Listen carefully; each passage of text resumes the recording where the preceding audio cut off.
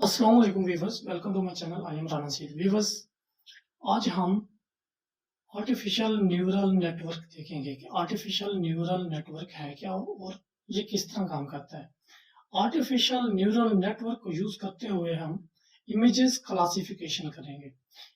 आज के हमारे टॉपिक में हम देखेंगे कि टेंसरफ्लो, केरास, नंपाई, मैटप्लॉटलिब और एएनएन आर्किटेक्चर किस तरह यूज होता है और हम इनकी मदद से किस तरह इमेजेस क्लासिफिकेशन कर सकते हैं। तो सबसे पहले हमारे पास डाटा सेट है। हमारे पास जो डाटा सेट है वो है एमनेस्ट डिजिट क्लासिफिकेशन। इसकी टोटल 10 क्लासेस हैं और हमारे पास आप देख सकते हैं कि 0 क्लास में यानी 0 से लेकर टोटल 9 तक यानी 0 to 9 तक क्लासेस हैं और टोटल हमारे पास जो क्लासेस बन जाती हैं वो है टोटल 10। यानी हम एमनेस्ट डिजिट क्लासिफिकेशन करेंगे आज आर्टिफिशियल न्यूरल नेटवर्क के जरिए से। तो सबसे पहले हम जो है इमेजेस को एक्सप्लोर करते हैं। तो मैं 7 जो क्लास है उसको ओपन करता हूँ। तो आप इसमें देख सकते हैं कि 7 जो डिजिट है हमारे पास, इसकी डायमेंशन 28 by 28 है और ये जेपीजी जो है वो एक इसकी आइटम है, फाइल है, या हम इसे एक्सटेंशन भी कह सकते हैं। तो 28 by 28 डायमेंशन की जो इमेजेस हैं और ये तमाम क्लासेस की जो डायमेंशन है, इमेजेस डायमेंशन वो सेम है। तो हमने ये जो है आप इसमें देख सकते हैं कि क्लास नंबर 3 में तमाम इमेजेस की जो क्लासिफिकेशन जो डायमेंशन है वो सेम है। ये हमारे पास डाटा सेट है। ये ट्रेन, टेस्ट और वैलिडेशन डाटा सेट है। अगर हम टेस्ट में देखें तो टेस्ट में भी 10 क्लासेस हैं और हर क्लास में जो इमेजेस हैं, जो सैंपल्स हैं, जो इंसाइट्स हैं, इन सब की डायमेंशन जो है वो 28 by 28 है। इसी तरह आप वैलिडेशन में देखें, वैलिडेशन में भी टोटल 10 क्लासेस हैं 0 to 9 और हर क्लास की जो डायमेंशन है वो 28 by 28 पिक्सल है। ठीक है, उसके बाद अब हम चलते हैं डाटा सेट के बाद हम अपने आर्टिफिशियल न्यूरल नेटवर्क में। मैंने एनाकोंडा जुपिटर नोटबुक यूज की है एक आर्टिफिशियल न्यूरल नेटवर्क के जरिए इमेजेस क्लासिफिकेशन करने के लिए। अच्छा, सबसे पहले आपने एक नोटबुक ओपन कर लेनी है और उसमें पहला स्टेप आपका ये होगा कि आपने लाइब्रेरीज को इंपोर्ट करना है। क्या करना है आपने? मैं यहां पे लिखता हूं इंपोर्टिंग लाइब्रेरीज। इन लाइब्रेरीज की मदद से हम जो है एक आर्किटेक्चर जो है वो क्रिएट करेंगे। वो आर्किटेक्चर कहलाएगा आर्टिफिशियल न्यूरल नेटवर्क। सबसे पहले हमने जो है वो टेंसरफ्लो इंपोर्ट करना है। किस तरह?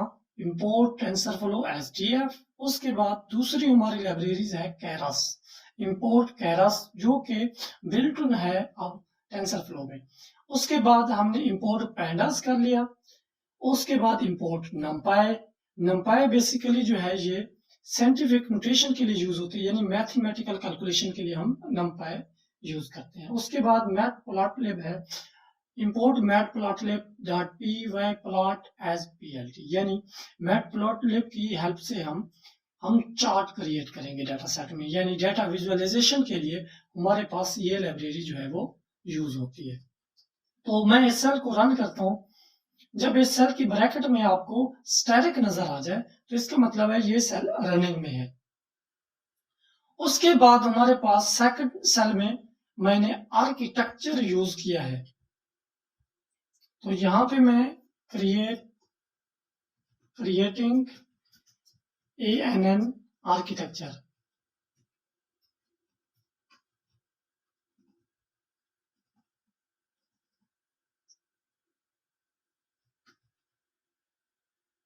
मैं यहां पे इसको हेडिंग दे देता हूं। ठीक है।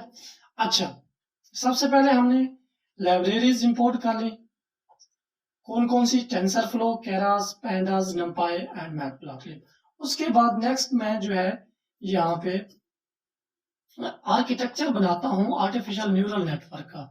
तो आर्टिफिशियल न्यूरल नेटवर्क आर्किटेक्चर बनाने के लिए सबसे पहले मैं फ्रॉम केरास इंपोर्ट मॉडल्स यानी केरास के थ्रू मैं मॉडल्स इंपोर्ट कर लेता हूं। केरास लाइब्रेरी के थ्रू मैं लेयर्स, बेसिकली आर्किटेक्चर में एएनएन आर्किटेक्चर्स में होता क्या है, एएनएन आर्किटेक्चर्स में सिर्फ लेयर्स ही होती हैं और लेयर्स के अंदर हम पैरामीटर पास करते हैं। उसके बाद जो है मैं इंपोर्ट जो मॉडल्स किया है, मॉडल्स डॉट सिक्वेंशियल, यानी जो हम मॉडल क्रिएट करने जा रहे हैं, जो आर्किटेक्चर हमारा है वो सिक्वेंशियल मॉडल है। उसके बाद जो है उसको मैंने एक नेटवर्क में जो है असाइन कर दिया नेटवर्क को। Network dot add layers dot flatten. Flatten हम लेयर्स किस लिए यूज करते हैं? फ्लैटन लेयर्स जो हमने सबसे पहले देखा कि जो हमारा डेटा सेट है, डेटा सेट जो है वो हमारा 2D डिमेंशन में है, यानी 28 बाई 28 पिक्सल 2D डिमेंशन में है और ये ब्लैक एंड व्हाइट है, यानी ग्रे स्केल इमेजेस है। तो जब हम आर्टिफिशियल न्यूरल नेटवर्क क्रिएट करेंगे तो आर्टिफिशियल न्यूरल नेटवर्क हमेशा 1D एरे यानी 1D स्ट्रक्चर को ही सपोर्ट करता है। 2D यानी 2 डिमेंशनल जो है इमेजेस को या 2 डिमेंशनल डेटा सेट को वो सपोर्ट नहीं करता। इसलिए हम यहाँ पे क्या कर रहे हैं, फ्लैटर लेयर्स ऐड कर रहे हैं, ताकि फ्लैटर लेयर्स जब हम ऐड करेंगे तो हमारा डाटा 2D जो है डाटा सेट 2 डिमेंशनल से 1 डिमेंशनल में कन्वर्ट हो जाएगा। यानी हम ये कह सकते हैं flatter layers 2 dimensional data set को यानी 2 डिमेंशनल इमेजेस को 1 डिमेंशनल इमेजेस में कन्वर्ट कर देगी। उसके बाद हमने नेक्स्ट लेयर जो ऐड की वो हमारी इनपुट लेयर है और इसी लेयर्स में हमने पैरामीटर भी पास कर दिया है, यानी network dot add layers dot dense. अब हमने लेयर डॉट डेंस लेयर्स से मुराद ये है कि ये डेंसली कनेक्टेड लेयर्स, यानी एक लेयर्स के बाद दूसरी लेयर्स है, यानी ये सिक्वेंशनल मॉडल है और डेंस लेयर्स हमने यहाँ पे जो है वो ऐड किए हैं। 784 हमारे जो है वो हमने नोड्स हैं या हम इन्हें यूनिट्स कह सकते हैं कि 784 यूनिट्स हैं। अच्छा, फर्स्ट लेयर में 784 यूनिट्स है। एक्टिवेशन जो है, एक्टिवेशन फंक्शन जो हमने यूज किया यहाँ पे वो रेलू यूज किया, यानी रेक्टिफाइड लीनियर जो है रेक्टिफाइड लीनियर यूनिट है बेसिकली। अब रेलू जो एक्टिवेशन फंक्शन है इसका काम क्या है? इसका काम यह है कि ये जो डाटा सेट आ रहा है हमारा लीनियर नॉन लीनियर जो हमारा डाटा सेट है उसको हैंडल करने के लिए जो है ये हेल्प आउट करेगा। उसके बाद जो है यानी नॉन लीनियर डाटा सेट को लीनियर डाटा सेट में कन्वर्ट करेगा। ये हम इसकी मैथमेटिकल जो कैलकुलेशन है वो हम नेक्स्ट वीडियो में हम देखेंगे। उसके बाद जो इनपुट शेप है वो 28 मल्टीप्लाई बाई 28 यानी टोटल 784 पिक्सल्स की हम जो यहाँ पे डिफाइन कर दिया है। यहाँ पे मैं जो है 784 ये हमारी जो है एक हमने इनपुट शेप बताई है, यानी 784 का एक पिक्सल ही इनपुट हम कर रहे हैं, यानी इनपुट शेप में 784 पिक्सल्स आएंगे, यानी ये 2D से 1D में हम कन्वर्ट कर रहे हैं, यानी 2 डिमेंशनल एरे 28 बाई 28 इमेजेस जो है वो 1D एरे में कन्वर्ट होके यानी 784 जो पिक्सल्स हैं वो एज अ इनपुट शेप हम यूज कर रहे हैं।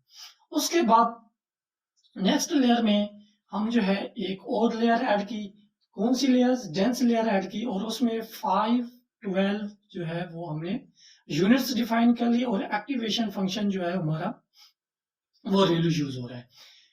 ये हमारी जो है इनपुट लेयर है फर्स्ट वाली, और उसके बाद जो है ये हमारी जो है हिडन लेयर्स हैं। मैं यहाँ पे जो है हिडन लेयर्स हैं और ये हमारी जो है ये आउटपुट लेयर है, आउटपुट लेयर।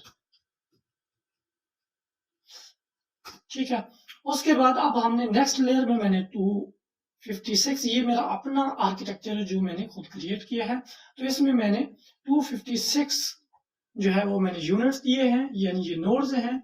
उसके बाद एक्टिवेशन फंक्शन सेम है, यानी रेलू। उसके बाद नेक्स्ट में भी मैंने जस्ट यूनिट्स चेंज किए हैं, एक्टिवेशन फंक्शन सेम है। उसके बाद नेक्स्ट लेयर में मैंने 64 यूनिट्स बताया, और उसके बाद जो है एक्टिवेशन फंक्शन हमारे पास रेलू ही है।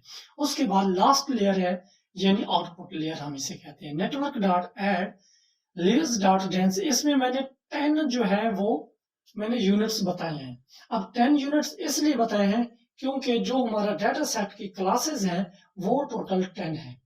ठीक है, 0 to 9 यानी टोटल 10 क्लासेस हैं, इसलिए मैंने 10 बताया है। और ये मल्टी क्लास क्लासिफिकेशन प्रॉब्लम है। अगर ये बाइनरी होती तो हम यहाँ पे 2 क्लासेस बताते, वन क्लास बताते, लेकिन क्योंकि ये मल्टी क्लास क्लासिफिकेशन है और हमारे पास जो टोटल क्लासेस हैं वो 10 है, तो इसलिए जो है यहाँ पे 10 नोड्स हैं आउटपुट लेयर्स में। उसके बाद नेक्स्ट हमारे पास एक्टिवेशन फंक्शन है, वो सॉफ्ट मैक्स यूज किया है। सॉफ्ट मैक्स यूज करने का मतलब यह है कि सॉफ्ट मैक्स जो हमारे पास एक्टिवेशन फंक्शन सॉफ्ट मैक्स है वो बेसिकली प्रोबेबिलिटी को जो है वो बयान करता है, यानी हर क्लास जो हमारी इमेज है वो हर क्लास से कितना बिलोंग करती है, तो उसके लिए प्रोबेबिलिटी बताने के लिए जो है वो हम सॉफ्ट मैक्स यूज करते हैं। उसके बाद जो है हमारे पास कंपाइलिंग स्टेप है, तो आप देख सकते हैं हमने यहाँ पे नेटवर्क डॉट एड में जो है, अब मैं इसको रन कर देता हूं, इसको रन किया और हमारे पास जो है ऑप्टिमाइजर जो है वो RMS पर है। ठीक है, और हमारे पास लॉस फंक्शन जो है कैटेगोरिकल क्रॉस एंट्रोपी है, ये भी जो है वो मल्टी क्लास क्लासिफिकेशन के लिए यूज होता है। दूसरा हमारे पास है स्पार्स कैटेगोरिकल क्रॉस एंट्रोपी, इसमें दोनों फंक्शन जो है ये लॉस फंक्शन दोनों ही मल्टी क्लास क्लासिफिकेशन के लिए यूज होते हैं, लेकिन इनमें जो डिफरेंस है वो इंशाल्लाह मैं नेक्स्ट वीडियो में बताऊंगा। उसके बाद है मैट्रिक्स। मैट्रिक्स जो है एक्यूरेसी, यानी हमारी जो मैट्रिक्स है वो एक्यूरेसी हमने डिफाइन की है कि हम यहाँ पे जो है एक्यूरेसी देखना चाह रहे हैं। उसके बाद इस सेल को मैंने रन किया। रन जो है आप यहाँ पे भी इसके थ्रू रन के भी थ्रू कर सकते हैं, और आप शिफ्ट और इंटर प्रेस करके भी आप एक सेल को रन कर सकते हैं। उसके बाद ये है हम डाटा सेट यानी इमेजेस डाटा सेट जो हमारा लोकल ड्राइव में पड़ा हुआ है, इसको हम किस तरह जो है हम इसका पाथ सेट करेंगे। तो इसके लिए सबसे पहले लोड डाटा सेट के लिए जो है मैंने क्या किया, from TensorFlow dot Keras pre processing dot image import image data generator, यानी मैंने इमेज डाटा जनरेटर को इंपोर्ट कर लिया। उसके बाद जो है मैंने क्या किया, ट्रेन डाटा जेन में इमेज डाटा जनरेटर के थ्रू रीस्केल कर लिया, यानी जो भी मेरी ट्रेन डाटा जेन के थ्रू इमेज आएगी वो रीस्केल हो जाएगी। अब रीस्केल से मुराद ये है एक इमेज के जो पिक्सल है वो 0 to 255 के दरमियान होते हैं, यानी 0 जो है बेसिकली वो ब्लैक एंड वाइट, और इस तरह 255 वाइट है, तो इसके दरमियान होते हैं। तो ये बेसिकली 0 और 1 की शेप में जो है वो रीस्केल हो जाएंगी।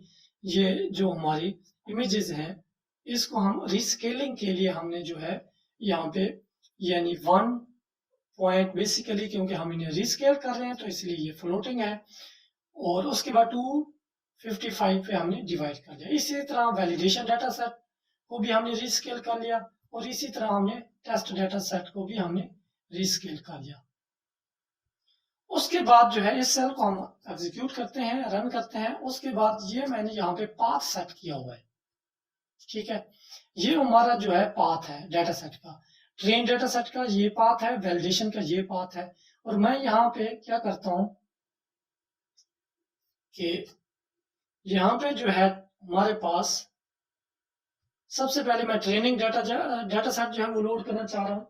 तो सबसे पहले मैंने ट्रेन जनरेटर का एक वेरिएबल, ठीक है, यानी ये एक डिक्लेयर किया, और ट्रेन डाटा जेन। अब ये क्या है, ये जो मैंने रीस्केल किया है ट्रेन डाटा जेन, ये वाला ट्रेन डाटा जेन, यहाँ पे train data gen dot flow from directory. Flow from directory का मतलब ये है कि हम ये पाथ सेट कर रहे हैं कि किस डायरेक्टरी से हमने जो है वो ट्रेनिंग इमेजेस उठानी है।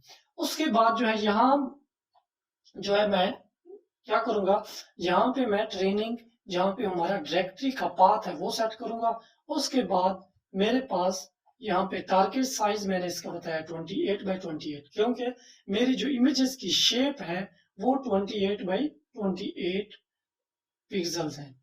यहाँ पे आप देख सकते हैं। तो इसलिए मैंने जब इसको डिफाइन किया तो मैंने बताया कि मेरी इमेज का साइज 28x28 है और ये ग्रे स्केल है। अच्छा, बैच साइज मैंने इसका बता दिया 64, और बैच साइज क्या होता है ये मैं इंशाल्लाह नेक्स्ट वीडियो में डिफाइन करूंगा।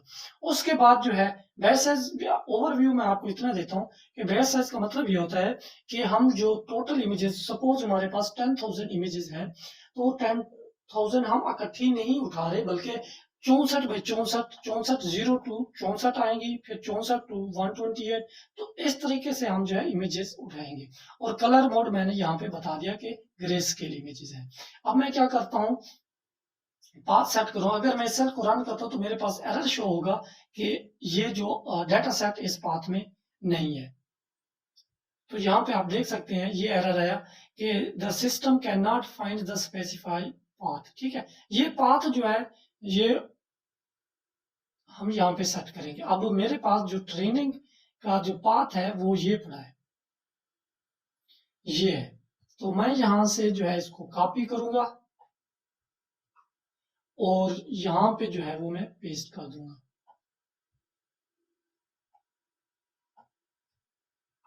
ठीक है जी, ये मेरा जो है वो डाटा सेट का जो पाथ है, डायरेक्टरी पाथ है, और मैं इस सेल को रन करता हूँ। तो जैसे मैं रन करूंगा तो ये इमेजेस जो है, इसमें ट्रेनिंग इमेजेस जो है जो कि 10 यानी 10 क्लासेस से बिलोंग करती हैं, वो 29,394 इमेजेस है। ठीक है, उसके बाद जो है इसी तरीके से मैं वैलिडेशन का जो है पाथ सेट करूंगा डाटा सेट का, और यहाँ पे जो है मैं वैलिडेशन में जो है यहाँ पे सेट कर देता हूँ और इस सेल को एग्जीक्यूट कर देता हूँ। ये वैलिडेशन का डाटा सेट जो है वो वैलिडेशन में आ गया। इसी तरीके से फिर मैं टेस्ट का डाटा सेट जो है वो टेस्ट में दे देता हूँ।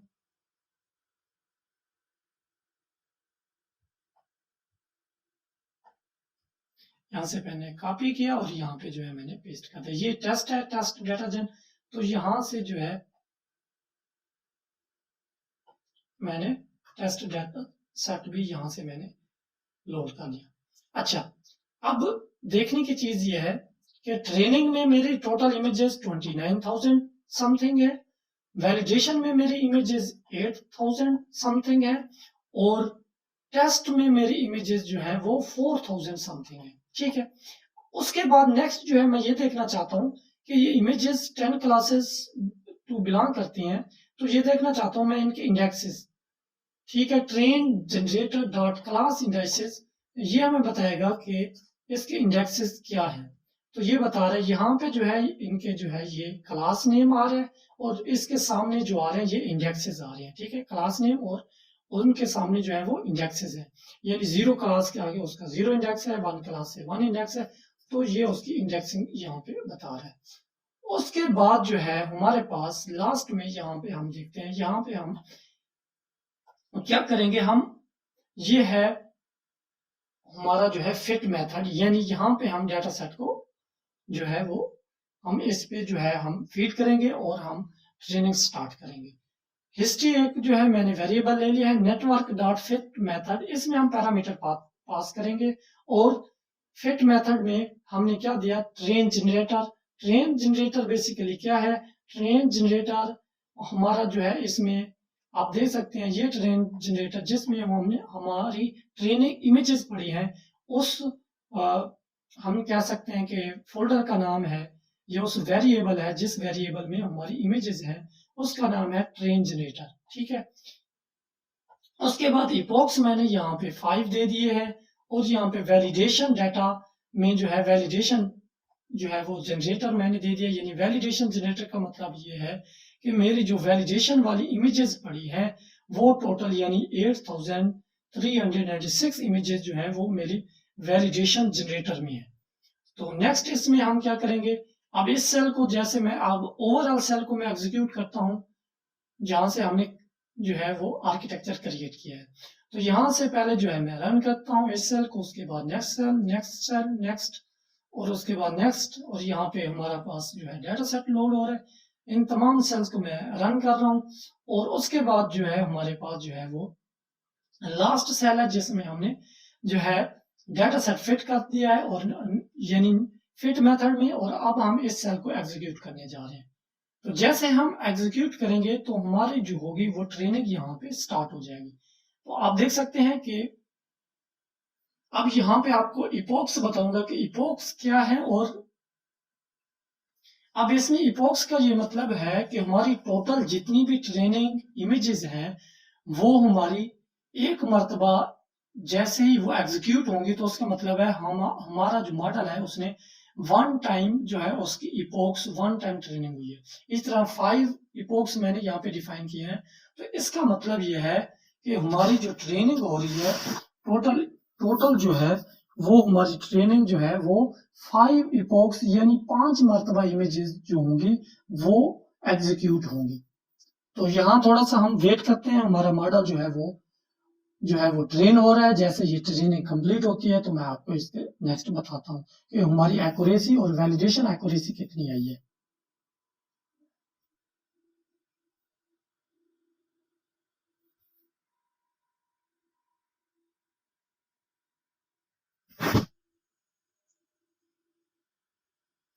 अब आप देख सकते हैं कि हमारा मॉडल जो है वो उसकी ट्रेनिंग जो है वो कंप्लीट हो चुकी है।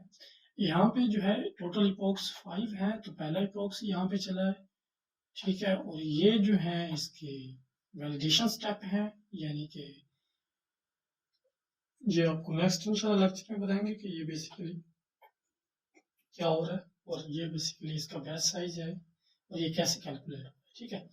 उसके बाद यहाँ पे आप देख सकते हैं ये हमारा लॉस है, ये हमारे पास एक्यूरेसी है, ये वैलिडेशन लॉस है हमारे पास, और ये हमारे पास जो है वैलिडेशन एक्यूरेसी आ रही है। तो आप जो है सेकंड जो इपोक्स है उसमें आप देखें कि आपका लॉस जो है वो 0.3 से कम होकर 0.1 पे आ गया है, और एक्यूरेसी आपकी जो है वो 96 है। वैलिडेशन लॉस जो है वो आपका 1 यानी 0.15 है, और वैलिडेशन एक्यूरेसी आपकी 95 है। उसके बाद आप नेक्स्ट यानी थर्ड इपोक्स में आप देखें तो हमारे मॉडल जो है वो उसका लॉस जो है वो डिक्रीज हो रहा है, और हमारी एक्यूरेसी जो है वो इम्प्रूव हो रही है, ठीक है। उसके बाद जो है वैलिडेशन लॉस भी डिक्रीज हुआ है, और वैलिडेशन एक्यूरेसी है वो हमारी इंक्रीज हुई है। इसी तरह आप फोर्थ में देखें तो इसमें जो है ऑलमोस्ट कम हो चुका है हमारा जो है वो लॉस, और हमारी जो एक्यूरेसी है वो जो है वो 97 पे पहुंच चुकी है, और वैलिडेशन लॉस भी कम हो गया है, और वैलिडेशन एक्यूरेसी भी 90 जो है वो 6 पे है। और इसी तरह आप देखें नेक्स्ट और लास्ट इपोक्स में, उसमें आप देखें तो हमारा जो लॉस है वो हमारा 0.06 है, और एक्यूरेसी जो है वो 98% है, और वैलिडेशन लॉस जो है वो 20 है, और हमारा जो है वो वैलिडेशन एक्यूरेसी जो है वो 96% है। यहाँ तक जो है वो हमारा मॉडल जो है वो ट्रेन हो चुका है। उसके बाद अब हम इसको जो है प्लॉट कर रहे हैं मैटप्लॉटलिब की हेल्प से। Import matplotlib dot pyplot as PLT, ठीक है। और एक्यूरेसी जो है यहाँ पे हिस्ट्री डॉट हिस्ट्री में हम एक्यूरेसी दे रहे हैं, और वैलिडेशन एक्यूरेसी में हम history dot history validation accuracy, इसी तरह लॉस में लॉस, और वैलिडेशन लॉस में वैलिडेशन लॉस यहाँ तक डिफाइन कर रहे हैं। उसके बाद जो है इपोक्स की हम रेंज बता रहे हैं कि हमारी जो इपोक्स कितने हैं, वो रेंज 1 टू लेंथ एक्यूरेसी +1, ठीक है। ये एक्यूरेसी +1 की रेंज है, और पीएलटी डॉट प्लॉट इपोक्स करा रहे हैं एक्यूरेसी, और लेबल्स यहाँ पे हमने ट्रेनिंग एक्यूरेसी बता दी। इसी तरह फिर इपोक्स और वैलिडेशन एक्यूरेसी, और लेबल जो है हमारे वैलिडेशन एक्यूरेसी है। इस तरह फिर यहाँ पे ट्रेनिंग एंड जो हमारा ग्राफ है उसका टाइटल क्या है, उसका टाइटल जो है ट्रेनिंग एंड वैलिडेशन एक्यूरेसी है, पीआरटी डॉट लेजेंड फंक्शन और फिगर फंक्शन। ये आपको जो है वो मैटप्लॉटलिब लाइब्रेरी जब आप उसे रीड करेंगे कि हम किस तरह जो है फंक्शन को इनकी मदद से जो है हम किस तरह जो है हम प्लॉटिंग कर सकते हैं ग्राफ की। इसी तरह पे ट्रेनिंग लॉस है और वैलिडेशन लॉस है, यानी इसमें हम ट्रेनिंग एक्यूरेसी फर्स्ट जो हमारा जो ग्राफ है उसमें ट्रेनिंग एक्यूरेसी और वैलिडेशन एक्यूरेसी हम बता रहे हैं, और सेकंड में जो है हम वैलिडेशन लॉस और ट्रेनिंग लॉस बता रहे हैं। तो हम इस ग्राफ को, इस सेल को रन करते हैं और इस ग्राफ को हम जरा चेक करते हैं। तो आप यहाँ पे देख सकते हैं कि हमारा जो है वो जो हमारी ट्रेनिंग एक्यूरेसी जो है वो डॉटेड लाइन है, और वैलिडेशन एक्यूरेसी वो हमारी जो है वो एक सिंपल लाइन है। तो आप देख सकते हैं यहाँ पे हमारी जो है इस यानी 2 सेकंड इपोक्स पे हमारी जो ट्रेनिंग और वैलिडेशन एक्यूरेसी है वो सेम है। उसके बाद ट्रेनिंग एक्यूरेसी में जो है इजाफा हो रहा है और वैलिडेशन एक्यूरेसी में भी काफी इजाफा हुआ है। और 4 इपोक्स पे हमारी जो एक्यूरेसी है उस वो भी तकरीबन 98 है, और जो हमारी वैलिडेशन एक्यूरेसी है वो हमारी 97 पे है। और इसी तरह जो है हम नेक्स्ट जो है वो लॉस देखते हैं यहाँ पे वो प्लॉट। तो आप देख सकते हैं यहाँ पे हमारे जो ये जो है डॉटेड वाला जो हमारे पास लाइन है वो ट्रेनिंग लॉस है, और वैलिडेशन लॉस दूसरी लाइन है, ये जो कर्व है। आप ये देख सकते हैं कि हमारा जो है ट्रेनिंग लॉस जो है यहाँ से जो है वो स्टार्ट हुआ है, और ये डिक्रीज होते होते लोएस्ट इपोक्स पे ये ऑलमोस्ट जो है वो डिक्रीज हो चुका है। और इस तरह वैलिडेशन लॉस जो है वो हमारा 4 इपोक्स पे जो है वो उसके बाद जो है 4 इपोक्स के बाद वो हमारा वैलिडेशन लॉस इंक्रीज हुआ है डिक्रीज की बजाय। उसके बाद अब हमने क्या करना है, हमारे पास जो है अब हमने टेस्ट करना है, क्योंकि जब हमने मॉडल की ट्रेनिंग की है तो हमने उसे ट्रेनिंग और वैलिडेशन डाटा दिया है, यानी ट्रेनिंग डाटा और वैलिडेशन डाटा दिया है। लेकिन हमने जो टेस्टिंग डाटा सेट यहाँ पे रीड किया हुआ है, यहाँ पे ये हमारा डाटा सेट जो है ये टेस्टिंग डाटा सेट है। इस डाटा सेट, क्योंकि इस डाटा सेट को जो है हमारा मॉडल नहीं जानता, और इस डाटा सेट को हम जब इवेल्युएट करेंगे इसमें, तो नेटवर्क डॉट इवेल्युएट फंक्शन जो है ये जो मेथड है इसके थ्रू जो है हम टेस्ट जनरेटर इधर हम दे देंगे, तो इसके थ्रू वो हमें बताएगा कि हमारे मॉडल की असल एक्यूरेसी और असल लॉस कितना है। तो मैं इस सेल को रन करता हूं, तो आप देख सकते हैं अब हमारा जो है ये टेस्टिंग हो रही है हमारे मॉडल की, कि हमारे मॉडल की असल एक्यूरेसी और वैलिडेट और असल में जो हमारा लॉस है वो कितना है। तो लेट्स सी देखते हैं। तो ये इपोक्स जो है वो इसमें चल रहे हैं, टोटल जो है वो 66 जो यहाँ पे बैच साइज है, बैच साइज इपोक्स जो हम इसे कह सकते हैं, तो हमारा रनिंग में है। तो जैसे ये 66 कंप्लीट होते हैं तो हमें पता चलेगा कि हमारी असल में एक्यूरेसी कितनी है। ये जी आप देख सकते हैं कि हमारा लास्ट जो आया है वो 0.19 आया है, यानी 19, और हमारी जो एक्यूरेसी आई है वो 96% आई है। इस इमेजेस जो हमारी ग्रे स्केल इमेजेस हैं, इस इमेजेस पे हमारी जो एक्यूरेसी आई है वो हमारी 96% आई है, और ये बहुत अच्छी है एक्यूरेसी। और उसके बाद जो है मैं मॉडल को सेव कर रहा हूँ एमनेस्ट मॉडल डॉट H5 हमारी एक्सटेंशन है। मैं यहाँ पे लिखता हूँ मॉडल, बल्कि एमनेस्ट मॉडल ANN, ठीक है, ANN.H5, और इस सेल को जैसे मैं रन करूंगा तो हमारा मॉडल सेव हो जाएगा। ठीक है जी, ये हमारा मॉडल जो है सेव हो चुका है। तो इस तरीके से आप जो है, मैं इसको दोबारा रिमाइंडर करवा दूं कि हमने किस तरह आर्टिफिशियल न्यूरल नेटवर्क आर्किटेक्चर जो इसका क्रिएट किया है, और हमने जो है इसको किस तरह ट्रेन किया है। तो सबसे पहले आपने क्या करना है, लाइब्रेरीज इंपोर्ट करनी है फर्स्ट स्टेप पे, जिनकी हेल्प से हम जो है ये आर्किटेक्चर जो है वो क्रिएट करेंगे और अपना एक मॉडल जो है वो ट्रेन कर सकते हैं। सबसे पहले हमने जो है वो टेंसरफ्लो इंपोर्ट कर लिया, उसके बाद केरस, पैंडास, नंपाई और मैटप्लॉटलिब। ठीक है, ये सारी जो हमने जो है वो लाइब्रेरीज इंपोर्ट कर ली। उसके बाद नेक्स्ट हमने आर्किटेक्चर बनाया आर्टिफिशियल न्यूरल नेटवर्क का।